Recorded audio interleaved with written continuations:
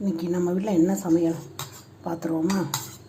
இது வந்து கொஞ்சோண்டு சிக்கன் வேக வச்சு அதை தண்ணி எடுத்து சூப் குடிக்கிறதுக்காக வச்சுருக்கிறேன். இது வந்து பெப்பர் சிக்கன் செஞ்சுருக்கிறேன்.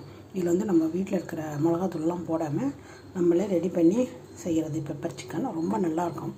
சாதத்தில் போட்டு பிசைஞ்சு சாப்பிட்லாம். தோசை, சப்பாத்தி, நான் எல்லாத்துக்குமே நல்லாயிருக்கும். அப்புறம் ரசம், சாதம் வடித்து வச்சுருக்கிறேன். ஃபஸ்ட்டு கொஞ்சம் சூப்பை குடிச்சிடணும். அதுக்கப்புறம் வீட்டில் கொஞ்சம் வெள்ளரிக்காய் இருந்தது, அதை வந்து ரவுண்டாக கட் பண்ணி வச்சுருக்கிறேன்.